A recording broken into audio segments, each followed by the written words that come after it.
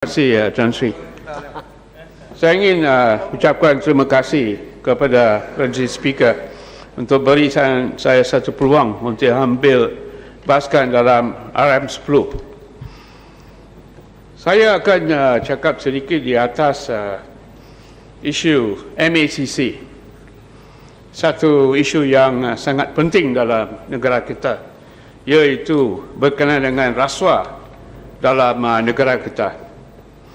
Ada satu laporan dibuat di atas Yang Amat Berhormat Menteri Besar Negeri Sembilan, Dato' Mohamed Hassan, lebih kurang 3 atau 4 bulan dulu. Dan mengikut laporan yang dibuat kepada MACC, pengadu katakan Yang Amat Berhormat Menteri Besar Negeri Sembilan ada hantarkan 10 juta ringgit kepada satu negara yang lain melalui satu money changer di Seremban. Dan saya dapat tahu iaitu laporan sudah buat lebih kurang 3 atau 4 bulan dan tidak ada apa-apa jawapan daripada MACC. Tuan Speaker, saya katakan di sini saya tidak buat apa-apa tuduhan rasuah kepada Menteri Besar Negeri Sembilan, tetapi saya tidak cakap dia seorang kaki tipu ke apa. Apa saya tanya di sini ialah status siasatan. Saya suka tanya menteri yang berkenaan setakat hari ini, adakah statement diambil daripada siapa-siapa, daripada laporan, statement diambil siapa-siapa saksi daripada laporan ini? Dan adakah siapa-siapa dituduh mahkamah setakat hari ini? Dan soalan yang ketiga, saya suka dapat satu jawapan daripada Menteri Besar, daripada Menteri yang berkenaan. Apakah status laporan dibuat oleh pengadu? Lain daripada itu, Tan Sri, saya suka menarik perhatian Tan Sri Speaker kepada artikel 143 Perlembagaan Persekutuan dari Federal Constitution, di mana mengikut section ini di Federal Constitution katakan kes-kes untuk tuduh rasuah di mahkamah ialah di dalam tangan bidan kuasa, ada di dalam Attorney General Malaysia, Peguam Negara.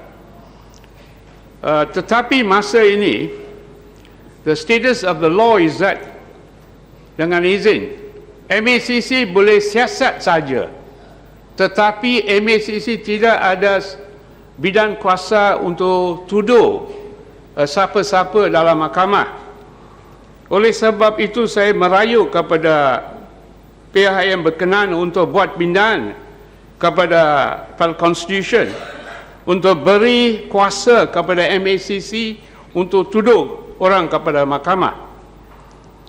Rasuah ialah satu hal yang penting dalam negara kita, dan Yang Amat Berhormat Perdana Menteri Dato' Sri Najib ada katakan, dengan izin, Malaysia is bleeding to the tune of $100 million per year.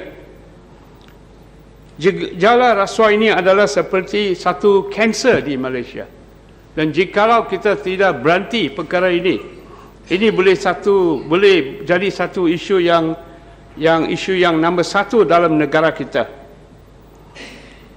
Saya ada cadangan-cadangan yang lain untuk naikkan MACC dalam negara kita. Cadangan yang satu ialah saya suka cadang di sini untuk beri lebih wang dan satu bajet yang besar kepada MACC, so that MACC boleh dapat lebih kaki tangan kerjaan dan boleh dapat lebih manpower. Yang kedua, saya cadang di sini untuk berikan lebih kuasa dan lebih bidang kuasa kepada MACC.